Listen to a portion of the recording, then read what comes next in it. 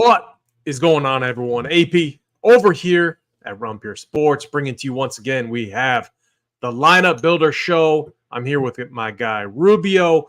Rubio, one of these times, Jordan is going to join us again. We've been talking, and I want to switch this show up. Maybe next week we find a time to do it because I want to do late swap for NBA. I want to bring Jordan on. It's something that I'm still getting a little bit better at too. I feel like I have my process dialed for NBA Showdown late swap, but we got to get Jordan on here from Sabersim just to fully help us all dial it in. So he actually was supposed to join us today, but I think he's battling the flu right now. So it's just me and you. We have a fun slate tonight to break down Cowboys Seahawks. We just saw these teams play on Thanksgiving, so kind of double quick turnaround, I think, for both, right? In the NBA, we'd call this like 3 and 4 nights. It's 3 games in like a week and a half, it seems like, for the Cowboys. So a really interesting game to break down tonight. It's going to be great and fun for showdown formats. Rubio, let's bring you in. How are we doing this morning? Well, I woke up today after having some wings at one of my favorite bars in the area, and I did not wake up in a kind manner, AP. I don't think I can get those wings next time I go, but hey, I'll give it a week, and then I'll probably get the wings again. A little bit of undercooked meat probably didn't sit Did I forget to press live again? No. Oh, Jimmy's trolling because we're a few minutes late. So, all right. So, Jimmy B. Sometimes there is a button you got to we have our intro, and then the intro goes, and then you press live. And there's been times where I've forgot to press that button. Like one time, I wasn't with you, Ruby. Actually, I did do it with you, and you caught it right away. But there was a time I did it with someone else. We went 20 minutes, and then I realized the show wasn't started. That was a disaster. But anyways, so. There's no intro. Who knows? Jimmy B, who knows? It's Thursday. All of these days just kind of run into each other. I mean, we don't have weekends here. It's all every day's a work day. That's what we do at Rumpier Sports. Content every single day. Rubio, do we have the base? So how we do the show? We're gonna do our base build first. Talk to the people. If you're new with us, what is a base build and why are we doing it? Yeah, so the base build here is you'll see we have our exposures just using the base set of projections. So one thing that we do is we want to see where the field is going to land. We want to see basically how these lineups stack up without making any changes to the thing, right? So what you'll see here at first, it's a lot of Dak captain, CD Lamb captain, and Gino Smith. So what it's telling me is that it wants to spend up for the studs in the captain today because it feels like it's the most optimal way of playing the slate. I immediately look in the first lineup. It's got a punt in there, Colby Parkinson, a guy who's going to be cheap, a guy who's probably going to get a little bit of work. You'll also notice, too, when we go to flex, you still see these pricing discrepancies, right? We still have Kenneth Walker. I assume he's out, right, AP? We had a week since their last game, which is rare for a Thursday night game. But, yes, it is their third game in, 14 days or 13 days or whatever. What do you call it? Third game in 10 days. I don't even know how to pronounce that, but either way, that's what we're sitting on right now. And you'll just see a smattering of cheap guys too in this range. You got a little bit of Jalen Brooks, Kenny McIntosh, even with the slightest projection in the world, Sean McKeon. What it's telling me, AP, it's a slate where if you get one cheapie right, you'll be looking good because you got a lot of high floor plays just in general with Charbonnet. Only at 6,800 is a really good deal right there. You get Geno Smith only priced at 9,200. So looks like this is a slate where it's going to be more stars and scrubs because the mid-tier, has 1 or 2 good pieces. And then obviously we know how the studs for Dallas can be. Yeah, so a couple other interesting trends. And if you could you select stack exposure? I want to see within the base build how our allocation looks to the different stack types. And there's a reason for that. Dallas has dominated this season. I mean, we've seen 5-1s hit 5 times, I believe, which is insane. The last few, so we haven't had a 3-3 stack hit for the Cowboys this season. It's been all 5-1s, 4-2s, 4-2s heavily on, favoring the Dallas side of that stack. The Cowboys have been 1-5'd one time. That was the 49ers game. And but on the flip side, The Seahawks, they have a lot of 3-3s. I think 6 times a 3-3 stack is hit for the Seahawks. So kind of an interesting angle. The other thing too, I remember going back to the show. It was obviously the day of that slate where Dak, not on Thanksgiving, but the time before, Dak was Captain Optimal. That was against, let me look here, the Chargers. Yeah, Chargers game. It was a 4-2 stack with Dak as captain. It was like 40-some slates in a row where we hadn't seen a quarterback be optimal. And that was a main talking point on that show that we did. And we're like, oh, we're fading Dak at the captain spot. There's no way that, he's going to be captain viable. And he ended up being, optimal.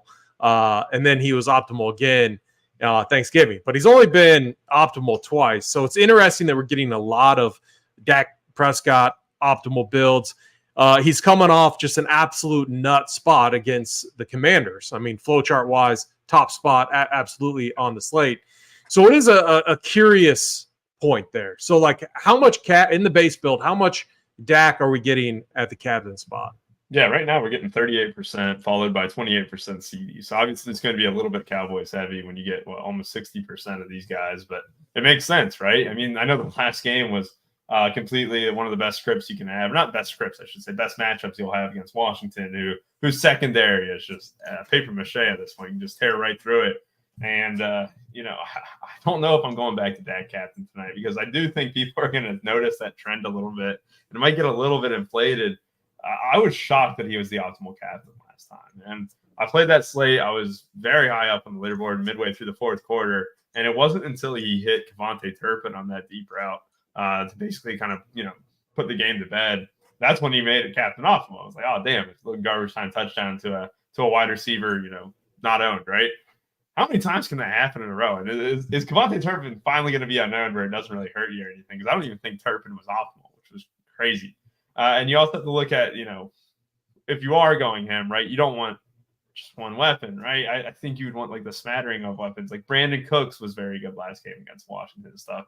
I just don't want to do it. I don't want to hop on this quarterback captain trend. And when we look at it, look at his expected ownership in the captain AG. 16%. That's just really high for a quarterback captain. And you mentioned it when we were doing the Chargers Cowboys slate. Like, man, Dak hasn't been an optimal captain for the Cowboys in a long time. Well, he's been in it too of the last 5 games or whatever. I'm just going to revert back to the trend before. I'll X out of it. It's a good way to you're not going to get completely different by Xing a 16% on captain or whatever, but you can get just a little bit different, a little chess piece moved up the board. Yeah, and actually the most popular captain for the Cowboys on the season has been their defense. And it's like they get a pick six every single game. Will we see that again tonight? I mean, who knows? It's a short week. Tend to think that's a, kind of an edge for the defense at times. This Cowboys defense is insanely good. I will say, so Dak was he's coming off the nut spot against the Commanders. If you look at the flow chart, just top of the list. Looking at my own stuff, not the official flow chart. I don't think that is up. I think that will come up Saturday. And the Seahawks have been really good against wide receivers. They've been good against wide receiver ones. So, CeeDee Lamb, obviously kind of a tough spot there for him. The other reason that I kind of figured I was going to get wiped out on that slate, because I did not have a lot of Dak captain on that Thanksgiving slate, was, he was spreading the ball around. It wasn't just peppering CeeDee Lamb. And usually that I always think of Chiefs slates and Mahomes. Mahomes is captain optimal more often than not, it seems like, because he spreads the ball around, distributes it, across multiple players. And that's what we saw Dak do last game. This does seem like a spot where I could definitely get on board fading the captain. So that's one take that obviously once we start adding some bias in, readjust things that I think we're both on. It also how much of the running backs are we getting? Because when I look at it, the Seahawks bad against opposing running backs. Obviously McCaffrey put up a big number on him. Brian Robinson with a monster game. Actually, Antonio Gibson and Brian Robinson, a few games ago. Yeah, so one thing I want to point out, obviously we're getting a ton of Charbonnet. So let me pull up back up the Seahawks real quick.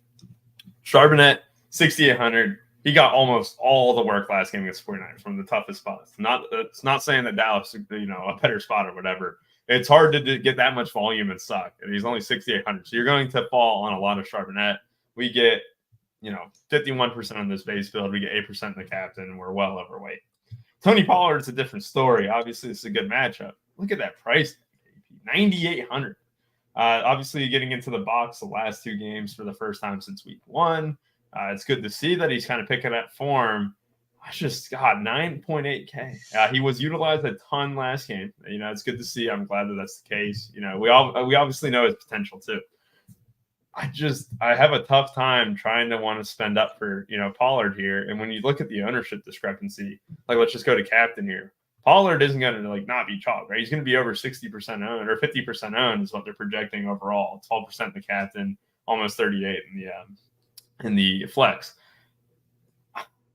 I feel like I almost want to go underweight and kind of bump up a guy who isn't on this list, Rico Dowdle. Not that he would hit that much at 4,200, but DK did a good job at pricing this slate. And bumping up both running backs to a significant amount here is tough for me, AP. I'm interested to see how much we bump them up when we start to build out the script. Do you think that it's tough because, recency bias, we all watched that game on Thanksgiving. We all saw Dak looked amazing. The Cowboys looked amazing. This is what the Cowboys do. They beat up on bad teams, makes them look better than what they actually are, in my opinion. Sorry, VIP. I know. Your pants are probably off all day. You're not wearing any undies, all excited about your Cowboys. But, is this team as good as they look? What's your thoughts on that? I still think that once we get to the playoffs, once they're tested, they're going to kind of revert to what we know this team to be. I don't know. What's your thoughts on the Cowboys as a whole? Are they a legit – is Dak – has he taken his game to that next level? They're the best team in football. I think them and the 49ers, and I'll put the Eagles right below them just to piss off Eagles fans too. Cowboys right above the Eagles, man. I think that's the case. Sure, they beat up on bad teams. I know we just saw the Cowboys-Eagles game, super close, going down to the wire and stuff. When the game's at the link or whatever, the home team's obviously going to have the advantage. And I hope that was the case. I hope I didn't jump the gun and just automatically assume that the Eagles weren't home there or were at home there. I just think that the Cowboys are that good. And I don't think the Seahawks are very good either. It becomes a matter of, I think, just looking at this game alone, the defense has to be in play for the Cowboys. And what's crazy to me, AP, is I'm looking at this Dallas team, right? I don't see the defense here in this base build at all. That makes me think that their price is just so high up. 5,600. We're getting none. That'll be interesting. I don't think they come in at 18% owned either. I think people love playing the Cowboys defense. What is it? Bland. Dude, they were priced. What were they last late? They were 6,500 or something like that. Yeah, 68. Yep. Wait, they were 6,800 last game. That's what I heard. Yeah, I thought so. Yeah, and I was under on them because I'm you basically need a defensive touchdown plus multiple sacks, and so I don't even think they're in the optimal lineup. Actually, the optimal was Dak, captain, Pollard, Curtis Samuel, Brandon Cooks, Sam Howell, and Turpin. 47,200 in salary. It was a 4-2 build, so no defense. If you had Winner had, I think the defense, I believe. So I don't think the optimal was. So no one actually hit the optimal. Wow. I don't think so. I can look at my contest here, but yeah, they get 16 last game. It was obviously aided with the pick 6. This is a defense where I just don't see 18%, man. I just see it getting closer to 30 or 35. People love playing defense. For sure. Yep. You're getting it. People just bump up the projection on this defense. Yep. And and it's so I guess we have two discussion points right there that are going to make us different. Do we fade Dak at captain, and do we fade the defense? Yeah. Right? In some of these games, you don't have to get that different. You really don't when in your portfolio of your builds.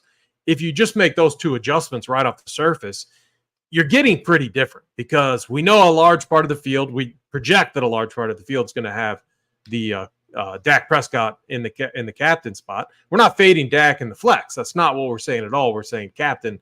And then if we fade the defense entirely, I mean, that's kind of tough with how good they've been. But I mean, it's an interesting discussion point, and it immediately makes you different. It really does. And if they don't get that pick six, I mean, they better shut them out or get a bunch of sacks, or else it's going to be tough sledding. So I don't know. I'm really torn. Let's go ahead and make our script. I'm going to go ahead and delete this build. All right, and then let's go ahead and start from the top like we did last time. I think this is going to be a fun thing to do. And I'm really curious to hear everything that we got to say about the defense here, because if you told me 18% owned, I would want to go overweight on that. I just don't think it's that low, and that's why it's always important to have multiple sources, right? Where I love Saber to death, and I will absolutely use Saber every time. I've input my own soccer projections in here, used it, I'm getting used to all the tools and everything beyond it. I do want to check other sources, see where all these all this ownership is pulling, and making sure they get the most accurate number. And I do think Saber has the most accurate numbers right now. But it does feel a little bit low. And that's what we got to take stands on too when we're planning for a slate.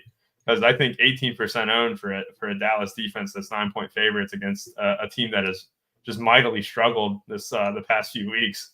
And it's going to be something I'm interested in without a doubt. Question back to you. All right. So Sean Hart, I'd rather fade CD than the Dallas defense. Now let me throw that back at our guy Sean here.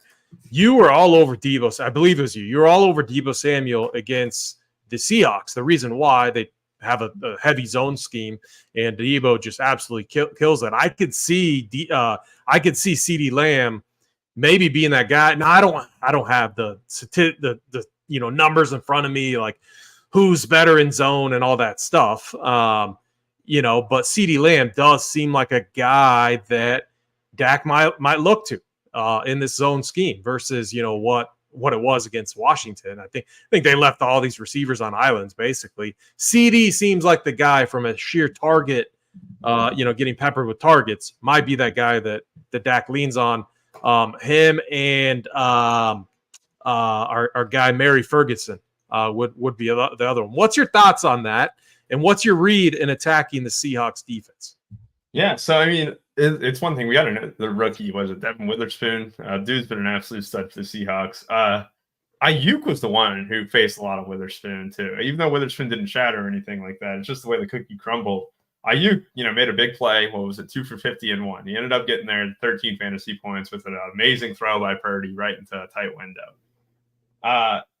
Sometimes these number one wide receivers, you mentioned it. I mean, you mentioned at the top. Seahawks' secondary has been a lot better than it was to start the season. You have some pieces starting to get a little bit better and stuff.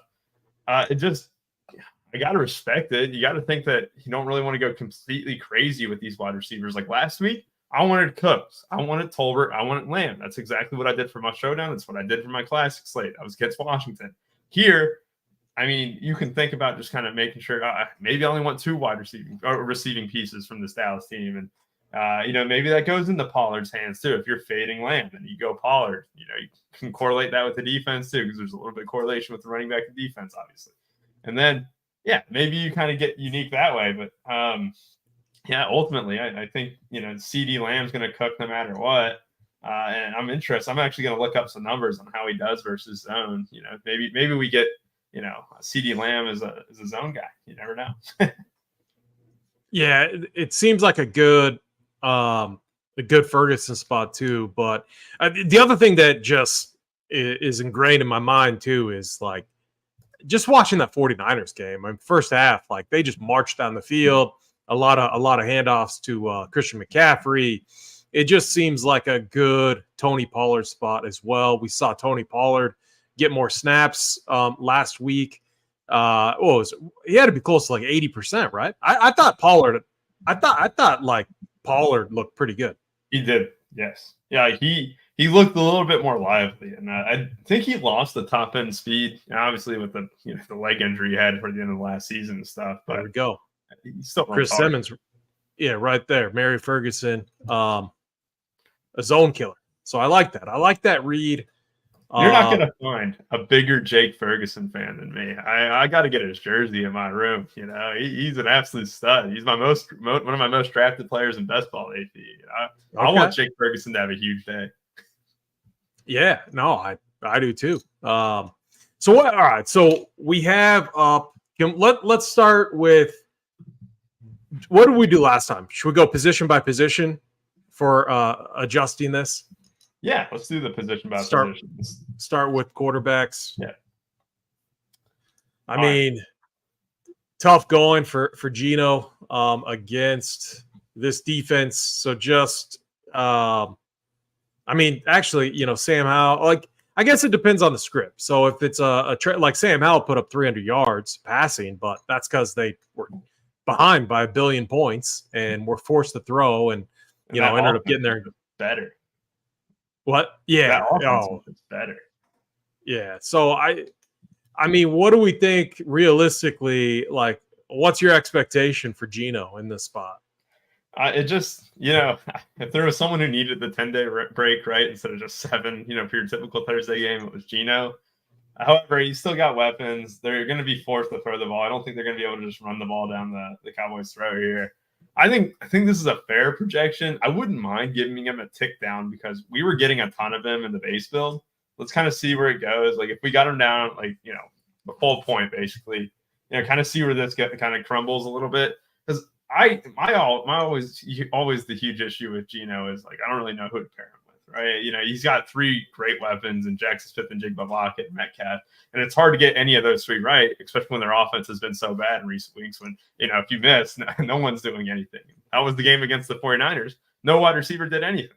But if you're projecting Gino, I mean, like high at all, you got to make sure that the wide receivers correspond with it, and we'll definitely get to that in a minute, though. Yeah, I mean, Gino, let's look at how he's done against good defenses. So last week, obviously, against the Niners, not good. 8.3 DK points, no touchdowns, 1 interception. He's not a guy that really runs a lot.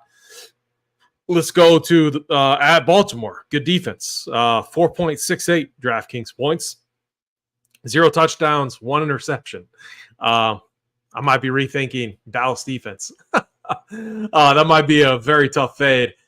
Cleveland, he had better success. Was at home against Cleveland. 2 touchdowns, 2 interceptions, 15.86.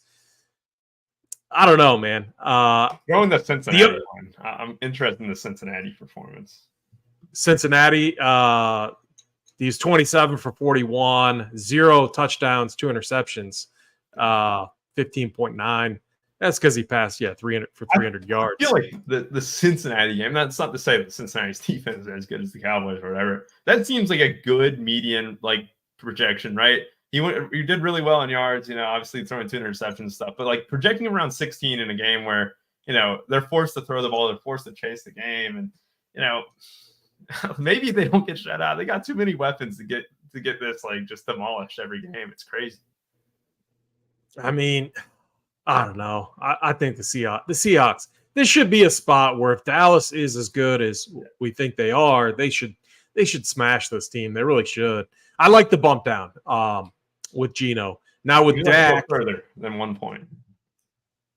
We go 1.5, maybe. Right, let's do it. I mean, we don't want to if we go too far, we're just going to end up with no Gino. So Correct, so we got to, and we don't want to fully fade him. With Dak, I mean, he's been so good.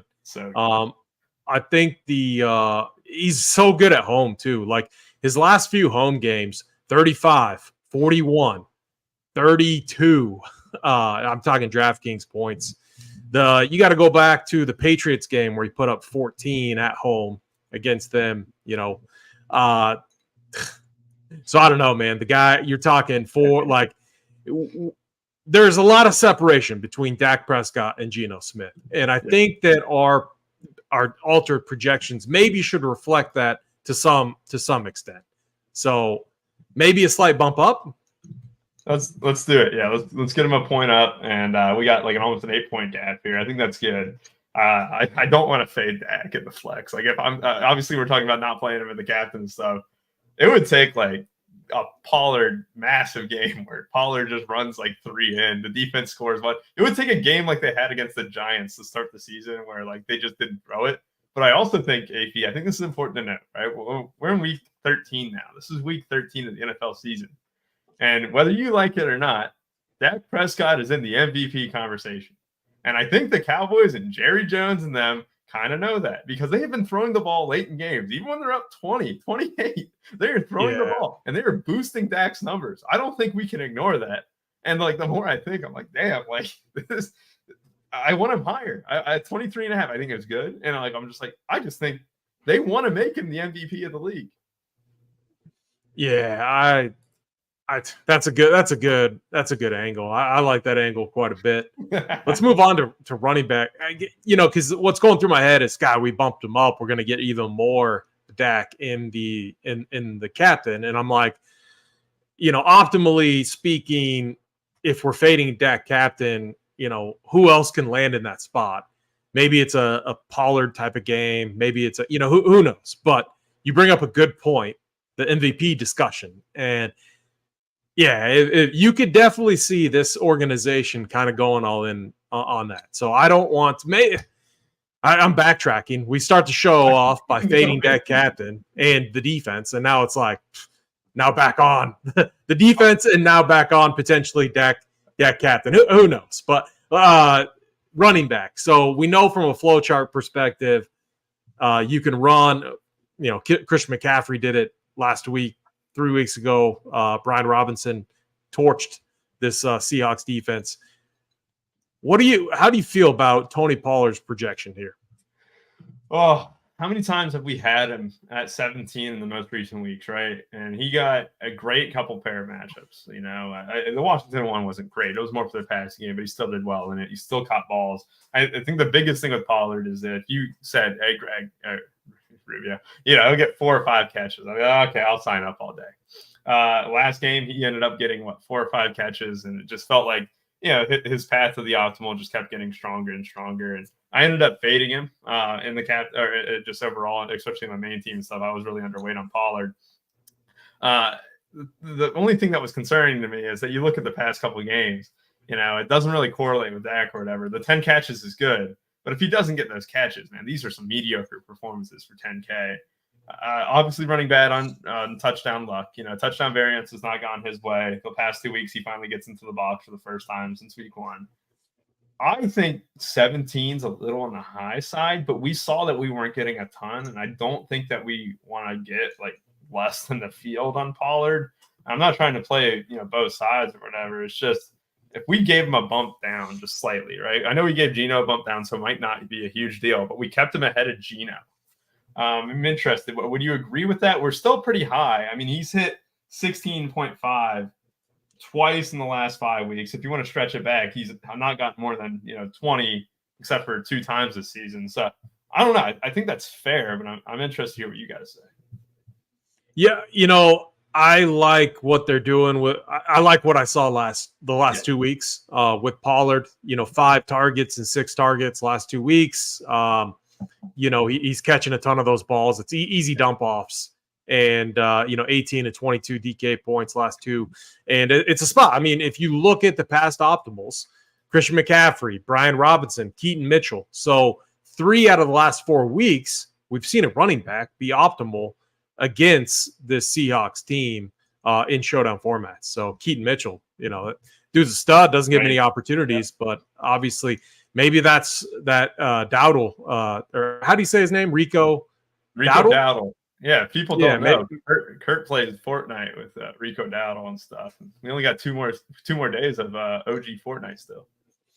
I feel like the Rico days, we saw him pop there for a little bit, but what I see is Tony Pollard kind of taking back the backfield.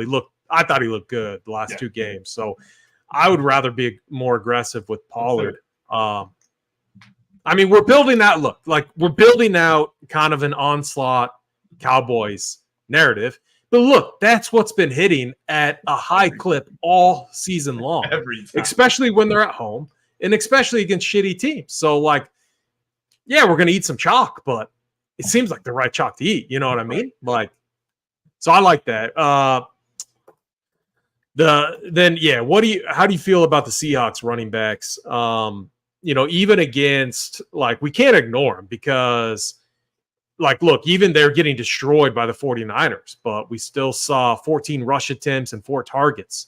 I mean, so both running backs, running backs on each side are going to be viable.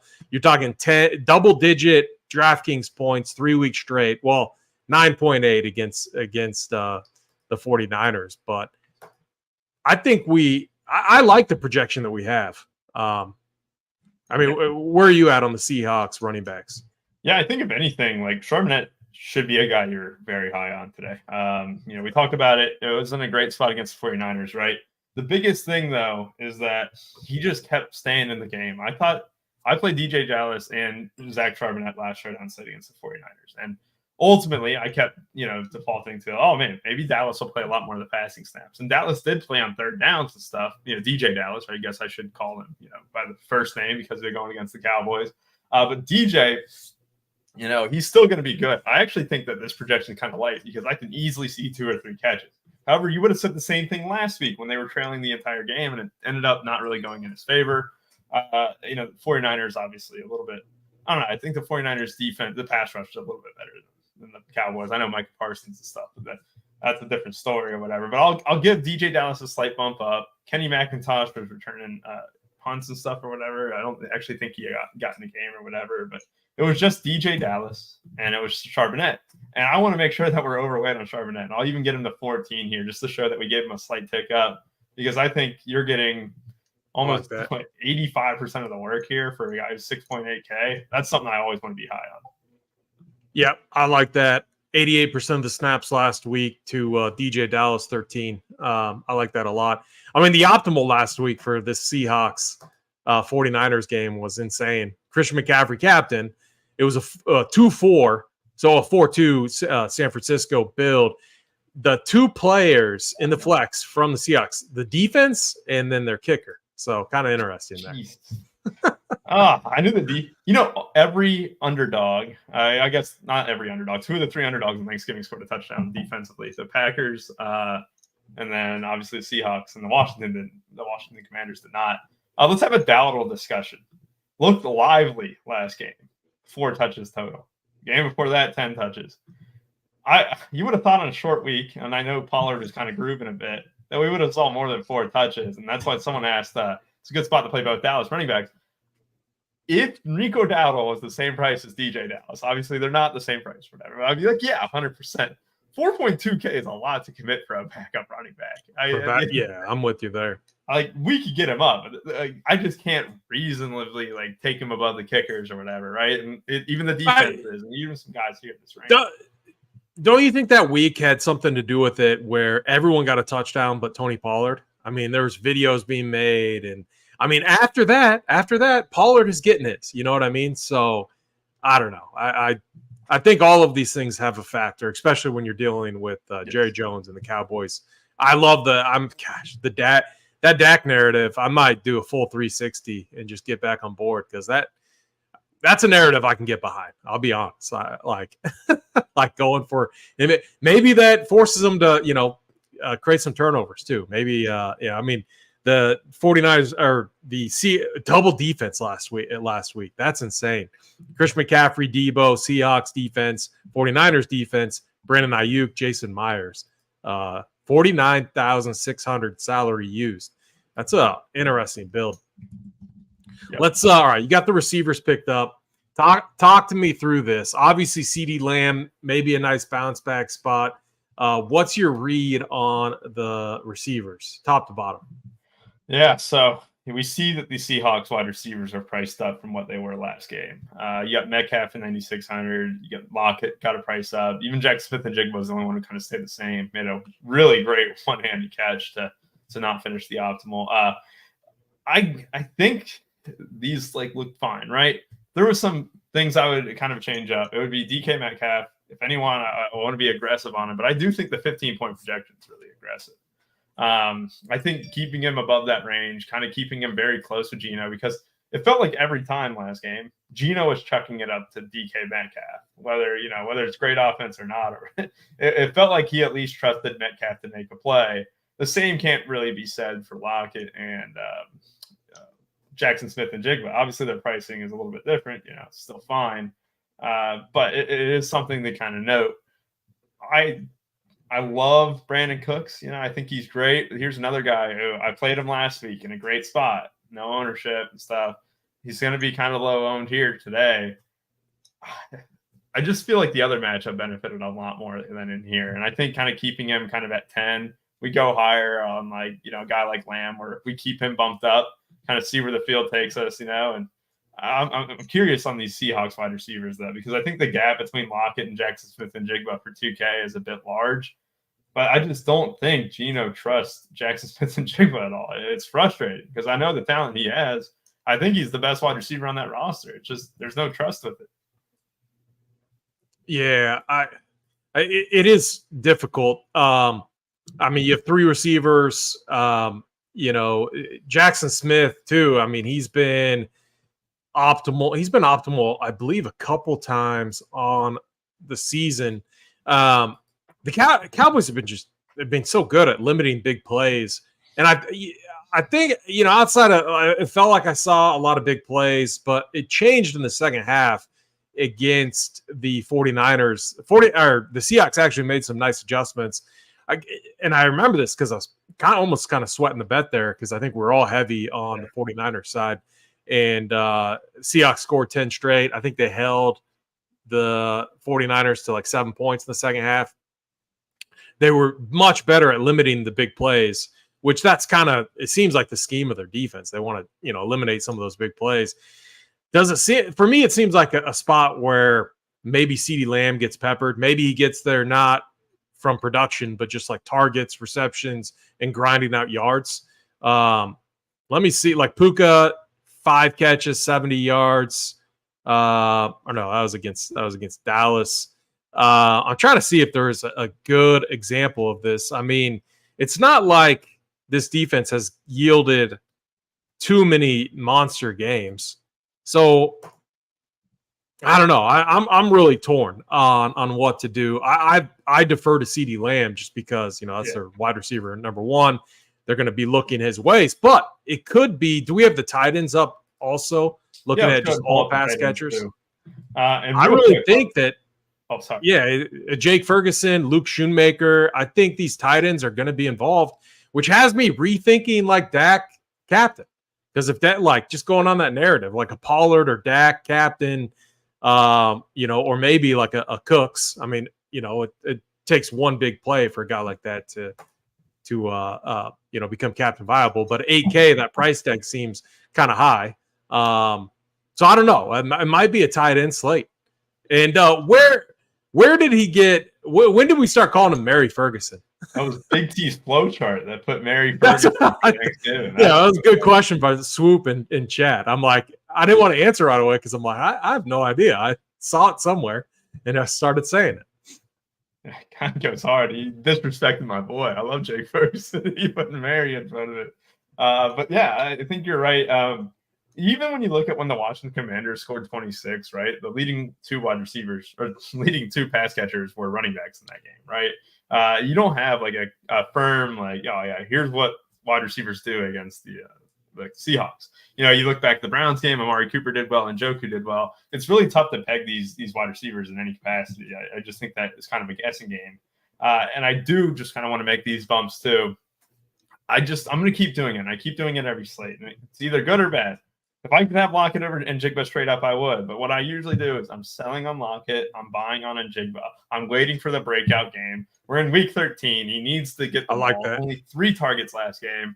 Get him the ball. That's all I ask. And I think like maybe a little bit of stuff around the line of scrimmage, just getting Jackson to the Jigba the ball. I think that, we give, Jake Ferguson a bump. And I also want to mention, for the 3rd straight week, Jalen Tolbert has outsnapped Michael Gallup. Jalen Tolbert had a couple deep looks last game, 2 for 49. He just looks better. I mean, this sucks. I had a lot of Gallup. I've been high on him the entire season, but it's week 13. The dude hasn't produced. I could see him getting waived after the offseason. I don't know how the contract details work. He's making a lot of money to be a wide receiver 4. And it's just someone that I can sell on Gallup. I even want Tolbert to be ahead of Gallup. And the reason why it's 5-1-3 is because Cincinnati. The tight ends, though, like Fant here, I can never figure Fant out. He's going to be on the field the entire time. We guess we can give him just a small tick up just to show that we're not going to be selling him. And here's a guy who kind of profiles well, right? The only problem is AP 9% of the snaps, and he's been touchdown or bust for the most part. However, it seems like I could see some packages where he's kind of out of the backfield a little bit today. And it might not be for many snaps or whatever, but just getting the edge. I mean, you saw it with Brian Robinson and Antonio Gibson combined for like 11 catches or whatever, or however many yards and stuff. I don't know. I can just see Turpin taking one to the house out of the backfield, or just on I like that. Play, or maybe just one burner where it's like a fake screen or whatever. It's just I don't know.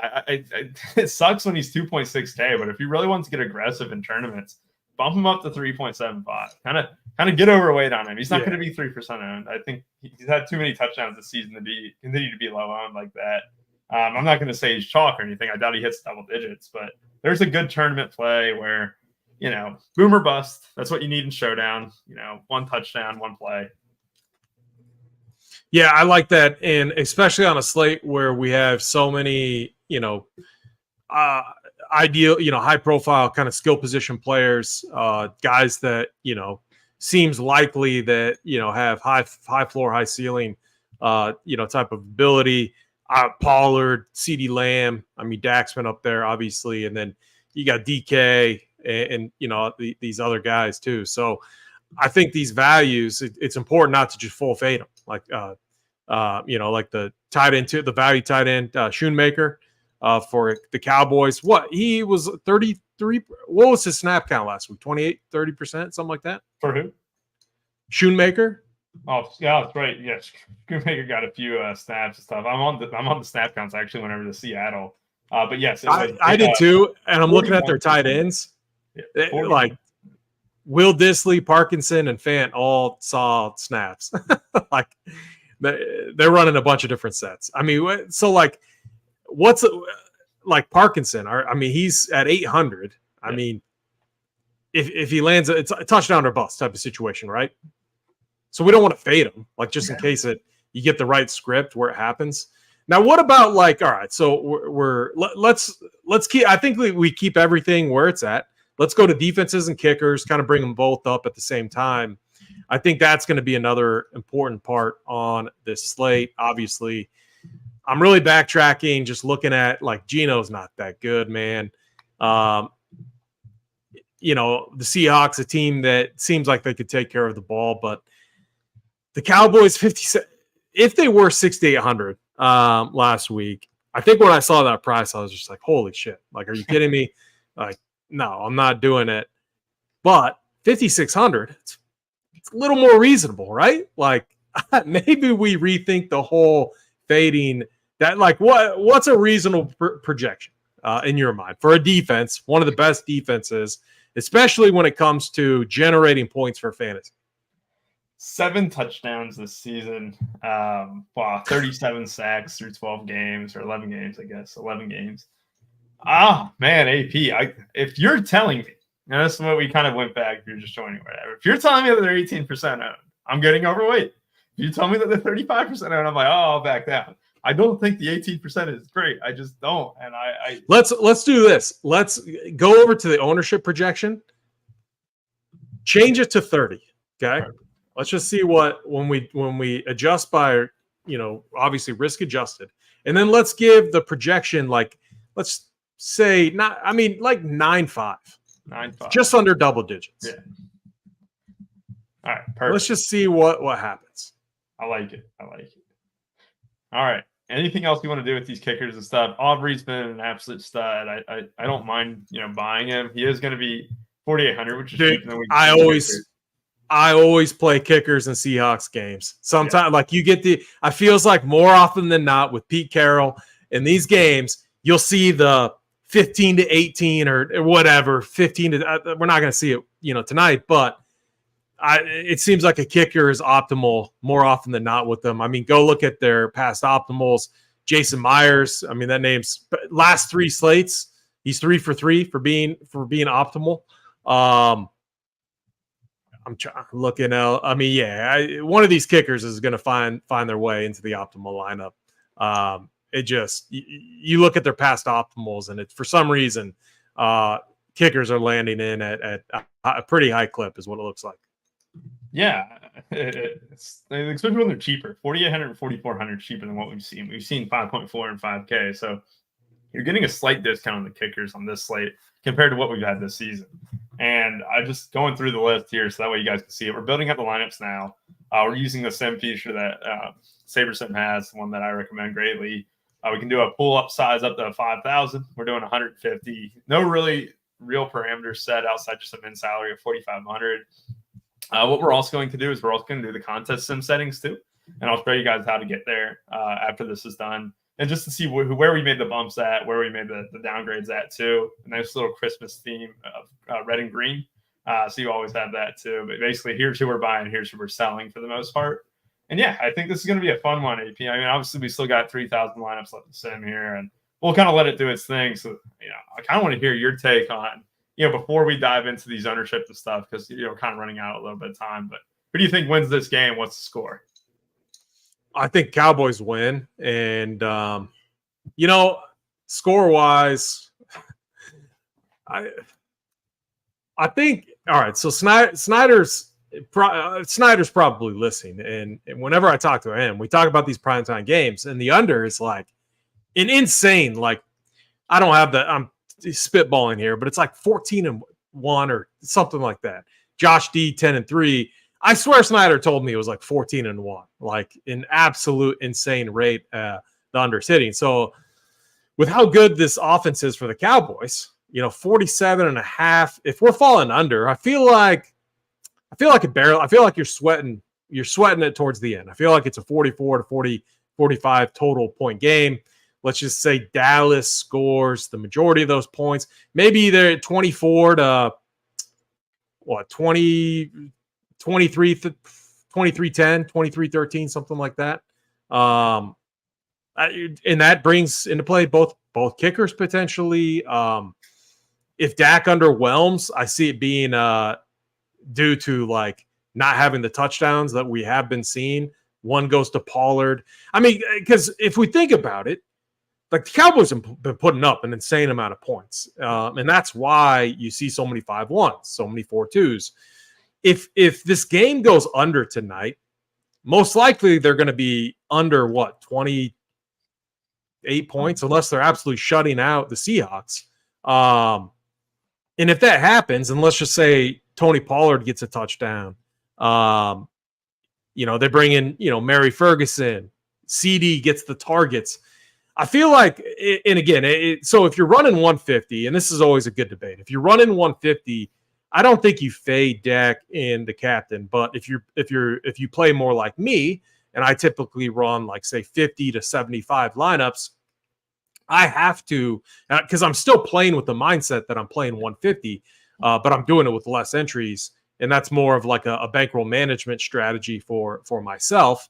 And I tend to play a little bit more aggressive. So in that scenario, I might fade Dak, and I might make my captains Jake Ferguson, CeeDee Lamb, Tony Pollard. Not in that order. It would be Tony Pollard, CeeDee Lamb, Jake Ferguson. But that's my line of thinking there. And it'll be curious. But like if you're running 150, I don't know if you fully want to fade Dak. The more I think about it. What's your thoughts on that?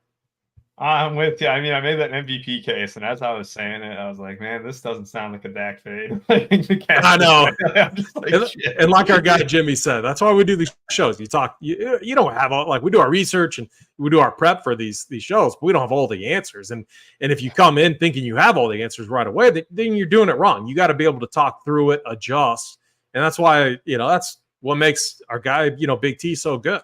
He's not coming in like so just like, narrow focus, tunnel vision on one route. You see him pull 360s all the time. Yeah. And look at that. 5-1 right out of the gate. All the Eagles fans who watched 5 minutes before I said the Cowboys were better than them turned off the stream, and they don't know that we're on Dak Captain anymore. We'll go ahead and go to the contest sims here real quick. We're going to hit contests here. How do we get there? So we can sim up the 10 contests. We're going to choose 3. I add a contest sim by right-clicking it under contest, and I hit save settings. It comes up with all the details that we need. we'll do the big GPP, which is 150 entries, right? Then we'll do a 20 max of the $3. Has everything in there that you need, and then we'll do one single entry, and we'll do the $5 single entry. So it's a great way to see how your lineups kind of fare when you build them out. Get the best lineups that you can, and when we sort by risk-adjusted ROI, it'll be interesting too. How do you get these the sim? Well, we're under settings right now, and then you go to contest sim settings under your build. So we can name this one, Cowboys Seahawks. And the great thing about this too, I was thinking Giants. When you finish up a slate and you're wondering, oh man, would I have had that in my pool? You can always come back to this at a later date. That's something that I do. If I do 150, I know that we had a big chop the other day, a few weeks ago, that I felt I should have had that lineup. And the reason why I lost that lineup was because I went from one unique to two uniques. And there's stuff where you can just use these tools and you can start where you left off and make sure that you're being a better player, because that's what we want to do. We want to improve as a DFS player, and we want to correct our mistakes. And it's one thing that I always do. I'm like, would I have gotten this build if I bumped someone up? And I always go back into a slate and just kind of fiddle around with it. I'm like, how did they get the winning build? Was this build within my parameters? And if not, what can I do to get better moving forward? That's basically what I'm trying to do.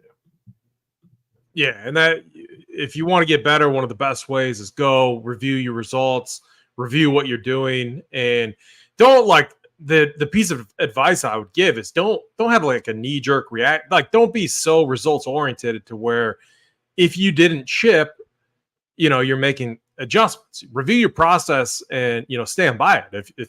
If you're just on the wrong side of variance, then it is what it is.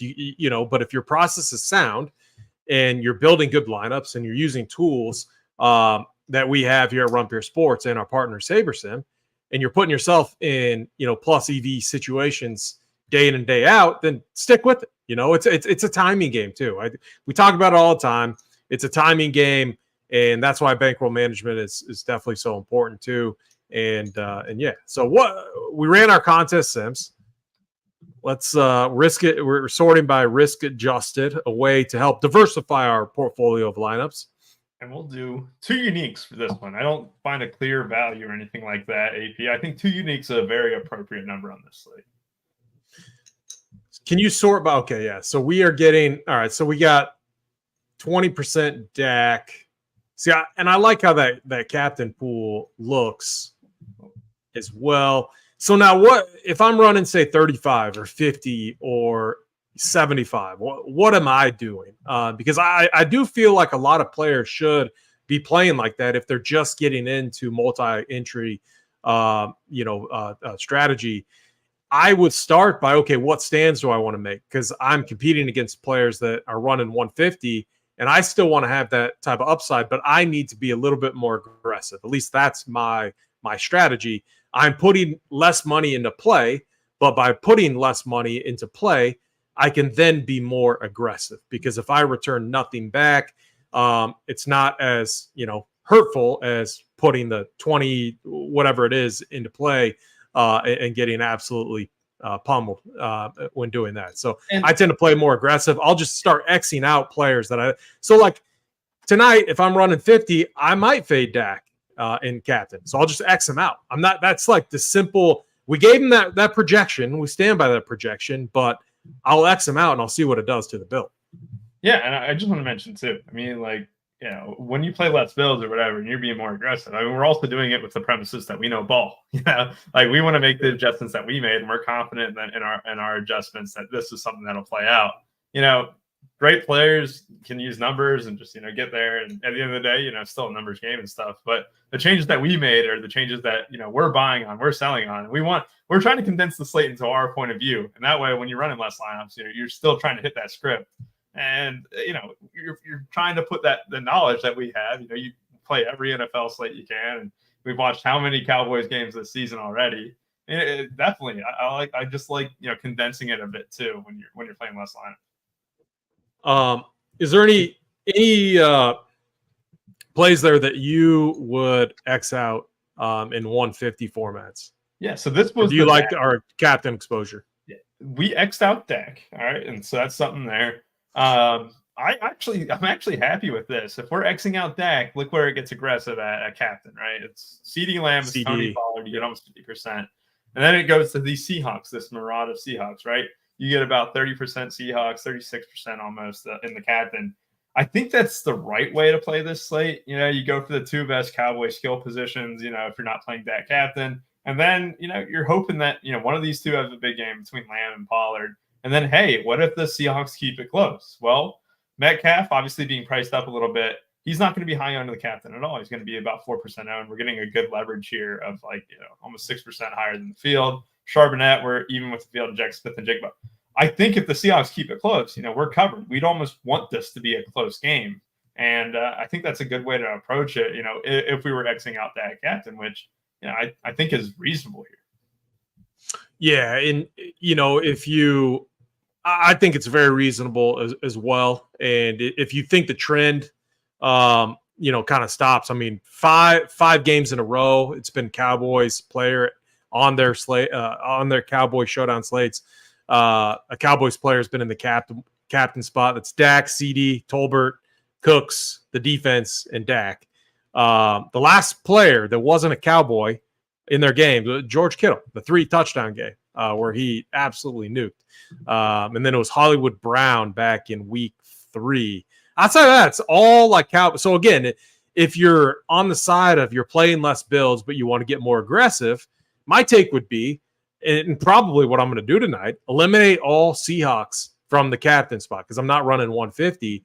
And I would strongly consider, for myself, limiting it to CeeDee Lamb, Tony Pollard, and Jake Ferguson as my cheap, because we've seen cheap captains.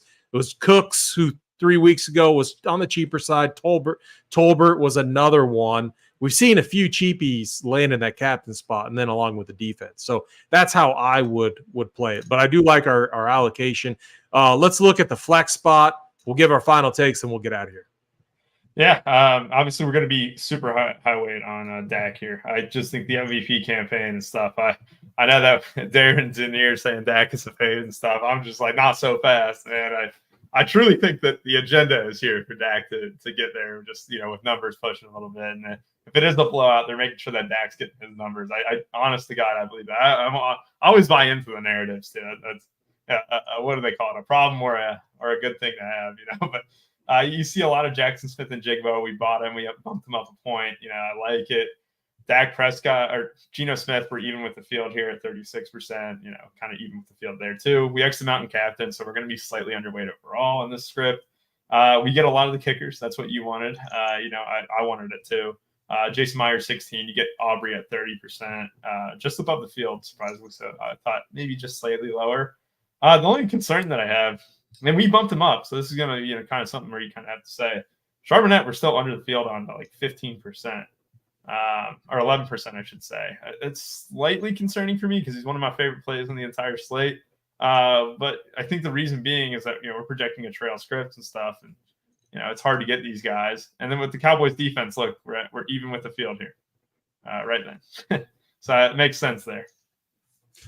I'm looking at this last optimal, and it's just like, wow, I could, in a Dak fade, it would have to be a build like we saw last week, like Christian McCaffrey, Deebo Samuel, Brandon Ayuk, and then it's both not exactly like this because this build is just wild. Like I gotta double check that. I believe it's right, but Seahawks defense, 49ers defense, Jason Myers, a kicker, is a freaking insane build. But it would have to be one of those where Dak is, where it's just the touchdowns. He doesn't have the touchdowns. Fails. It has to be a line where it's like 1 touchdown, 286 yards, maybe an interception or 2, and Tony Pollard has 2 rushing touchdowns or something, which it's in the realm of possibilities. It's a showdown. Anything can happen, but that's a script that I could see. If you're fading Dak in a Cowboys win script, you got to play it something like that. And that means we can't fade the defense, which is now cheaper than it was last week. So there's a build right here. Oh, man. Where it fades Dak. It's Tony Pollard captain with Cowboys. Look at that. You have a kicker. Yeah, you have Gino on a trailing script. Maybe Gino. And here's maybe he randomly runs for, gets the opportunity or gets a 30-yard. Like, those are the things that make the difference, too. And they're so hard to predict and project. You just really can't project them, and that's why you embrace variance as well in showdown formats. So. Yeah, 100%. I mean, some of these builds are 5-1s and stuff, which I'm not going to get 5-1 Seahawks at all. So, yeah, it's a little bit gross and stuff. But I do want to mention DJ Dallas. We're getting a lot of third down work and stuff. I think at 1,200, it only takes a couple catches to maybe get there. And he could definitely get more than that. And hell, maybe they're like, hey, Charbonnet got a large workload last week. We kind of want to, he's still in his rookie year. We kind of want to ease him in a little bit. That could never, you always want to plan for any possibility or whatever. If DJ Dallas' snaps trended up to even 25 or 30%, he's a great play at 1,200.